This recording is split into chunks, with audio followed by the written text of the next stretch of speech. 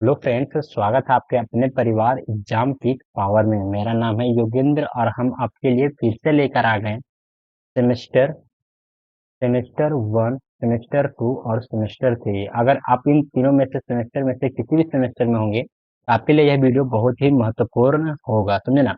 इस तीनों सेमेस्टर में से एक पेपर आता है एसीसी में भी हम लोग देखेंगे तो आपदा प्रबंधन आपदा प्रबंधन जो कि आता है डिजास्टर मैनेजमेंट। इस चैप्टर से जितने भी इंपॉर्टेंट यानी कि इस सब्जेक्ट से जितने भी इंपॉर्टेंट क्वेश्चन बन पाते हैं, सारे के सारे इंपॉर्टेंट क्वेश्चन को इस सीरीज के माध्यम से हम लोग देखने वाले हैं, जो कि इसके पीछे लगभग एक दो क्वेश्चन करवा दिया हूँ, समझे ना, एक दो सेशन। तो उन सारे अगर सेशन को अगर आप लोग अभी तक नहीं देखे हैं तो इसी वीडियो के डिस्क्रिप्शन बॉक्स में आपको प्लेलिस्ट का लिंक मिल जाएगा।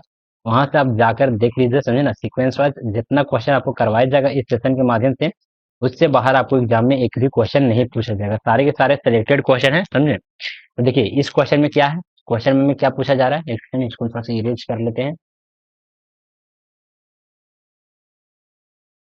चलिए इरेज हो गया।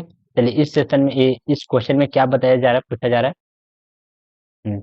भूकंप आपदा के समय यानी कि जब भूकंप आता है उस समय करने एवं नहीं करने की व्याख्या करें, यानी कि उस टाइम क्या करना चाहिए क्या नहीं करना चाहिए, तो उसके बारे में हमको लिखना है इस क्वेश्चन में। तो चलिए लिखते हैं।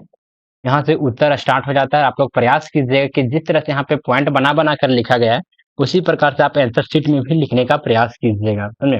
ताकि जो कि आपका एग्जाम में एग्जामिनर है वो बहुत ही मतलब कि अच्छे से अगर पॉइंट बना बना कर लिखेगा तो जो कि आपका नंबर कटने का चांस है वो बिल्कुल ना रहेगा।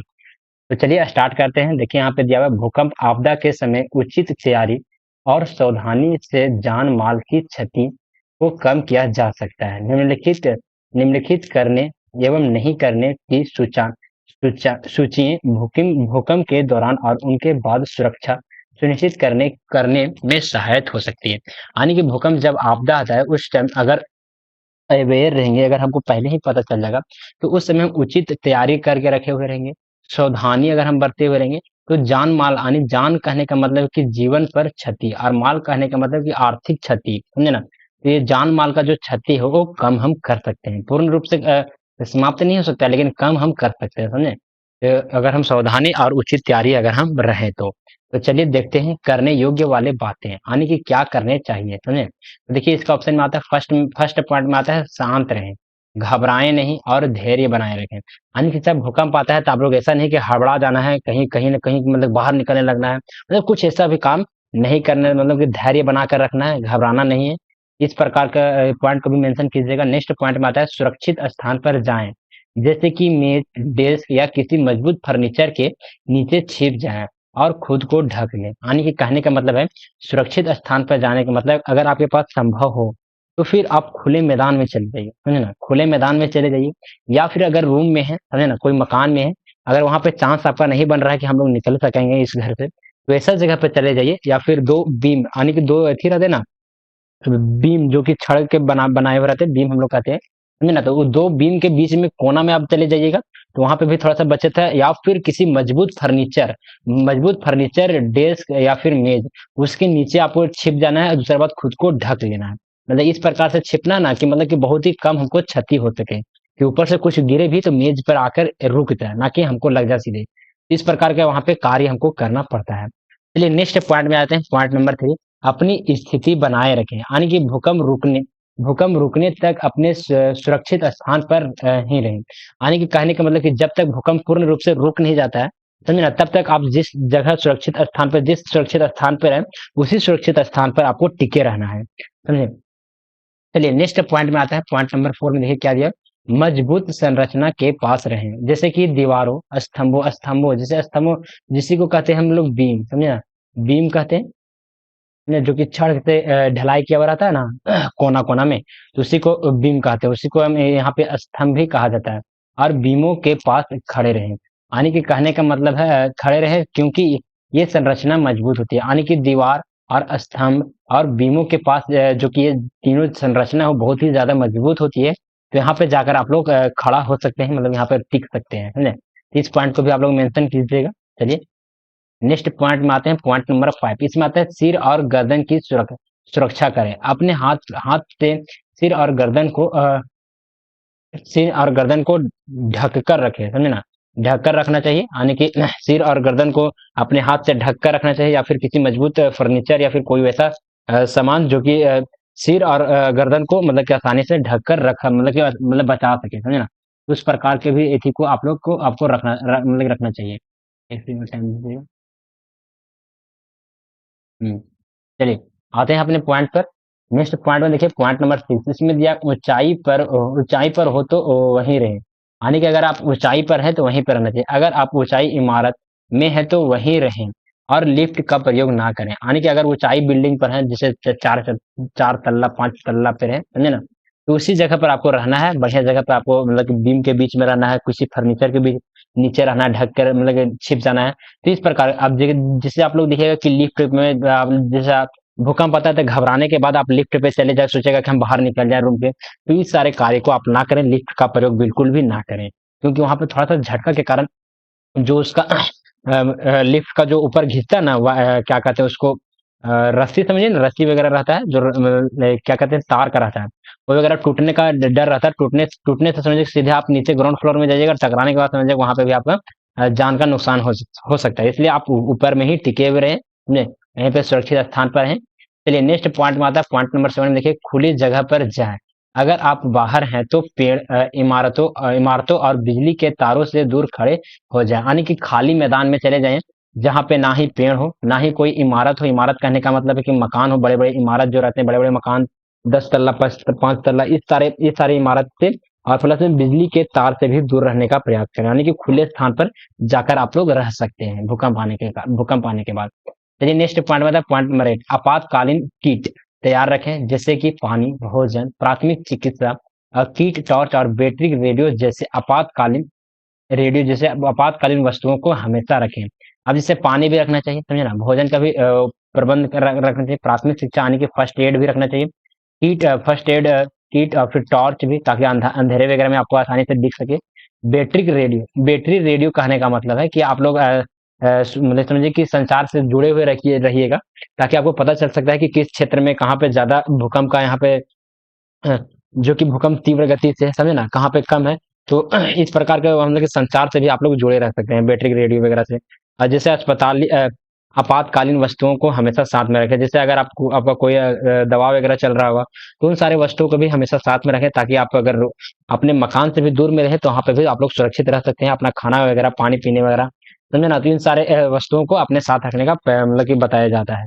चलिए नेक्स्ट में आता है, संपर्क में रहें, किससे संपर्क में रहें, तो आपातकालीन सेवाएं, जैसे कि एम्बुलेंस वगैरह से, परिजनों से संपर्क बनाए रखें, सोशल मीडिया और रेडियो की सूचना प्राप्त करते रहे, यानी कि अगल बगल में क्या हो रहा है, समझे ना, उस उन सारे सूचनाओं को अपने अपने द्वारा मतलब कि किस माध्यम से, सोशल मीडिया से या फिर रेडियो वगैरह से भी अपने मतलब कि पता लगते हुए रहना चाहिए, समझे ना, कि किस किस प्रकार के कहाँ पे घटना ज्यादा हो रहा है, कहाँ पे क्या हो रहा है, समझे ना। इस प्रकार से आपको मतलब कि सोशल मीडिया पर एक्टिव रहना चाहिए। सोशल मीडिया पर समझे कि फेसबुक पर आप स्क्रॉल करते जा रहे हो, वैसा नहीं, मतलब कि सूचना लेना चाहिए, न्यूज वगैरह देखना चाहिए, समझे ना। प्लस में रेडियो वगैरह में भी न्यूज वगैरह बताया जाता है कि कहाँ पे किस प्रकार की क्या स्थिति है, तो ये सारे पॉइंट को भी आप लोग यहाँ पे मेंशन कर सकते हैं। चलिए अब नेक्स्ट में आते हैं, नहीं करने योग्य वाले बातें, नहीं करने वाले यानी कि don'ts use, don't do, don'ts यानी करने मतलब कि कौन चीज, क्या चीज है, कौन कौन सी चीज है जो कि नहीं करना चाहिए। तो इमारत से बाहर ना भागे, समझे ना, समझे जो करना चाहिए उसका जस्ट अपोजिट कर दीजिएगा।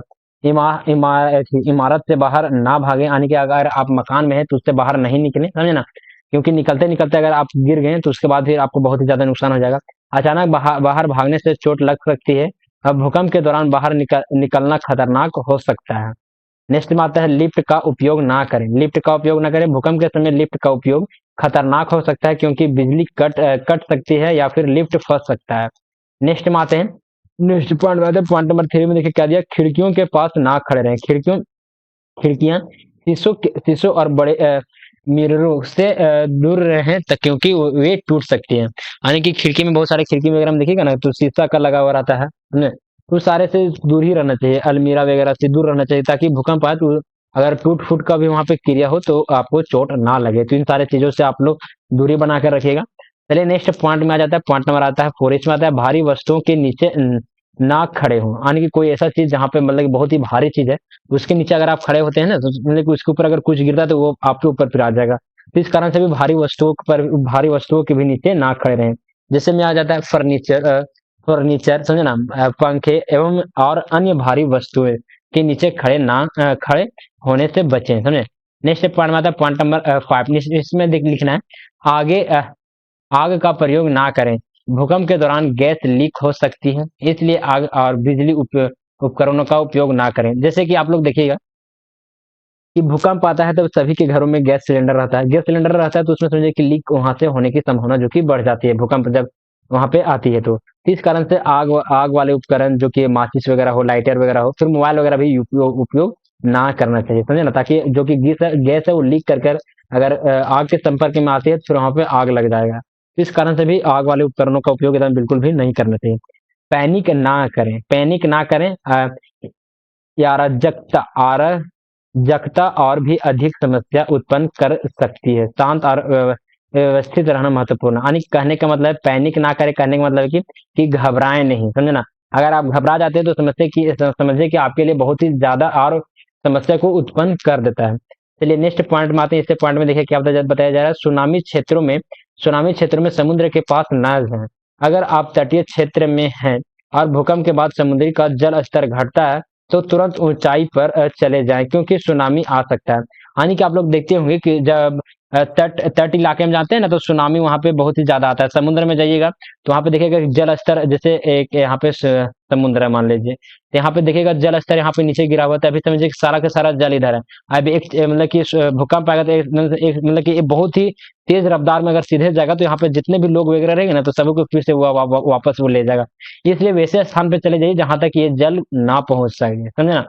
तो इस प्रकार के भी पॉइंट को आप लोग यहाँ पे मेंशन कर सकते हैं। चलिए नेक्स्ट बात है भूकंप के बाद क्या क्या करना चाहिए, तो उसको भी देख लेते हैं। जिसमें आता है फर्स्ट पॉइंट, घायलों की मदद करें। प्राथमिक चिकित्सा किट का उपयोग करके घायलों की सहायता करें। यानी कि भूकंप जब आता है तो उसमें बहुत सारे लोग घायल हो जाते हैं, तो उन सारे जो कि लोग घायल हैं उसको सहायता करना चाहिए, समझे ना।